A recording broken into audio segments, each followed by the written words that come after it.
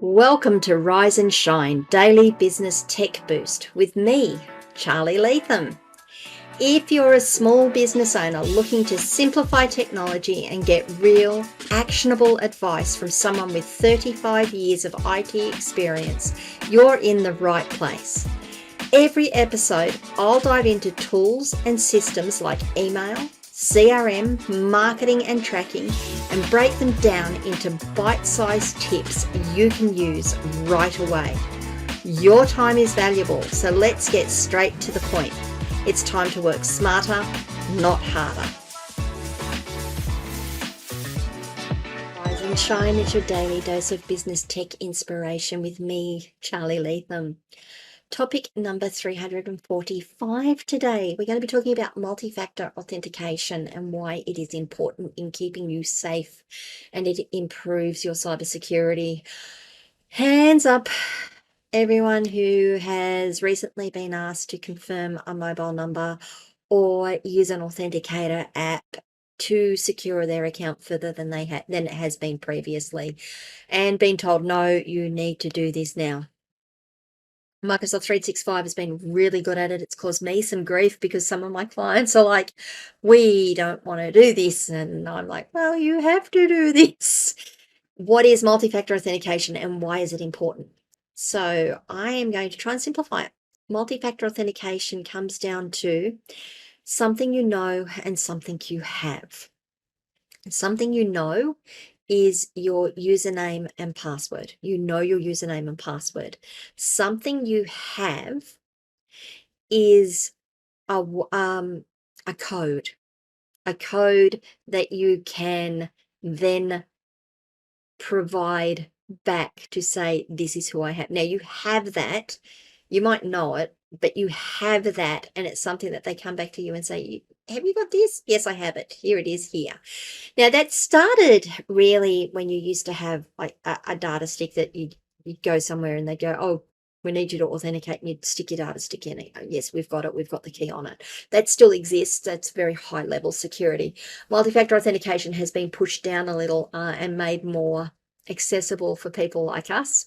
And authenticator apps are actually a good part of it because let me just go through how an authenticator app works and then talk about the other bits of it. So an authenticator app is an application that runs typically on your phone or your device. It doesn't run on your computer. It runs on your phone, so you must have your phone or your device with you. And it creates a randomly generated code, and that code refreshes every 90 seconds, I think it is. So every 90 seconds you get a new code, get a new code, get a new code, and it just keeps there. Just keeps regenerating those codes forever. And then when you go and log in, you get a challenge. It's called a challenge response. You get a challenge that says, enter the code from your authenticator app. Yeah. Oh, so go and get your authenticator app. Check to see that it's not going to switch over in the next 5 seconds by you typing it in and going to fail you out anyway. Wait till it refreshes. If you need to, take the code, enter it in, hit enter, and it says, yes, that code matches the one that we have because they're synchronized somewhere in the internet. Yep, we're good to go. We're going to put you in there. And that proves that you've got the authenticator that goes with that account. The other way an authenticator app works these days, and if you've got Microsoft Authenticator, if you're using Google, a Google account, you've done it this way as well, is if you, sorry, let me just go through this very slowly. What it will do is it will send a push request to the phone and say, you're logging in, enter or tap the number that appears on the screen. So it reverses that around. You don't have to enter the code in. It sends the code, it tells you what the code is going to be. It sends the request to your phone. When it taps up, you've got to go, oh, that said 34. I've got a 34 here. Tap 34. Yes, that proves that you have the phone that you have linked to this account. That proves that you are the person. It's not 100% foolproof, right? Someone else could have your phone. Someone could steal your phone and get in. If someone's stolen your phone and they're getting into your accounts like this, you probably have a bigger problem. than just this account getting hacked. Google does that, by the way, pushes the code. Microsoft Authenticator does that. Zoho also does that on some of their applications as well. Another way of multi-factor authentication occurring is if you don't have the app on your phone, but you have logged in, specifically with Google. If you log in on your phone to your Google account and you've set your Google account up correctly, if you log on in on that into that account on any device anywhere, it will send a request to the device you've logged in. So if you're trying to log in elsewhere, is this you? It'll give you an IP address and a location. Yep, click yes or click no. If you click no, it's going to cancel out the other login and they won't be able to get in. If you click yes, it'll automatically let them in. They still need to know your username and password, but it's just the extra layer of security to say, is this you? Is this really, really you? So that's using the apps. And my preference is whatever you do, you should at least use an app to do this. I use Zoho Authenticator. There's also Google Authenticator that you can use. There is also Microsoft Authenticator that you can use. I believe there's a couple of other authenticator apps in the Play stores or the app stores that you could use. Doesn't matter which one you choose, whichever one it is that works best for you, integrates best with your products, product base is the one that you should be is the one to use. Just make sure it's a reputable one and does the right thing. Okay, so that's using an application to do it. Other ways that you could do this is using SMS codes, which is almost the same as using an authenticator app. It sends an SMS to your phone with your code. You get that code, you enter it in on the computer you're trying, or the device you're trying to log in on. So SMS is a way of doing it. You can also use biometrics, face scan, fingerprint. I don't know what else there is with the biometrics. I'm sure there's a few other things. I'm sure they're going to get down to iris scanning again at some point. I'm not as much of a fan of biometric scanning. I still think there's a couple of privacy issues associated with it. And this is all personal stuff for me, by the way. And I'm a little more careful with what I do with doing things like this. It's still new technology. I'm a little more concerned about the privacy issues of having a face scan and having my face in a system that can be used to scan it. Fingerprints are the same. I don't mind using them on I don't like using the face scan on my phone, but I will use my fingerprint as to get me in on my phone. Absolutely. So there's that. Oh, and you can still use email. Some systems will still allow you to use email. So much like SMS, it will send you an email with a code in it. You take that code, you enter it in. So that's what multi-factor authentication is. That's the things that you can use. There's probably a few there I've missed, but the idea is that something you know and something you have.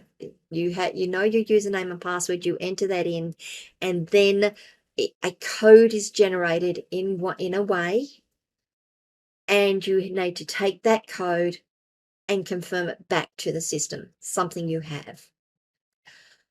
What are the things that you really need to consider with it? People forgetting that they've got multi-factor authentication enabled, people changing their phones and not disabling the multi-factor authentication on one phone and moving to the next one and then locking themselves out.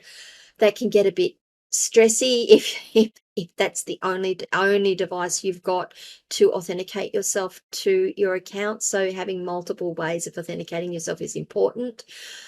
It's just the sheer annoyance of having to confirm your confirmation, basically. The best thing I can tell you with that is you know that you are going to be safer using these methods. And that's what you need to be telling your employees. This isn't just about protecting us and our business. It's about protecting your accounts. It's about protecting your privacy. It's about keeping you as safe online as we possibly can as well. And honestly, provide lots of training, provide lots of instructions, step-by-steps on how to set it up. And if you need to have someone on hand to help your staff members get their two-factor authentication set up, sometimes the process is not easy. Sometimes their minds just don't work that way. I've got to say, sometimes I read the instructions that are given on when you're going through the process and go, that makes no sense to me, and I'm doing this every day. How do other people handle this?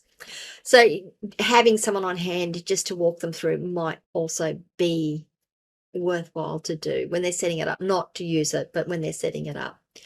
What do you guys think? I know there has been an absolute uptick in the use of multi-factor authentication across accounts recently. I fully understand why. It is just that layer that makes you that much more secure. But what do you guys think?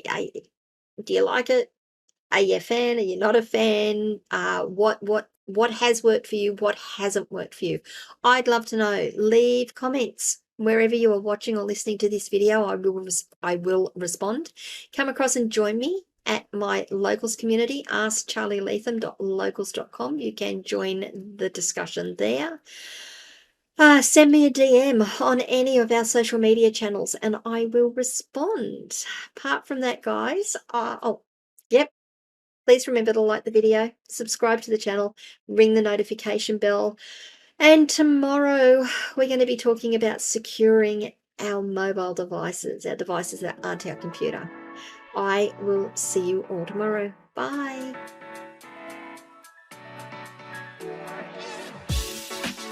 Hey there, thanks so much for tuning in to Rise and Shine, your daily business tech boost. I hope today's episode gave you some actionable insights that will make your business tech work smarter for you. If you found value, be sure to subscribe, leave a review, and share it with other small business owners who could use a daily boost. For more tips, tools, and resources, visit www.askcharlyleetham.com. Until next time, keep rising, keep shining, and let's make tech simple together.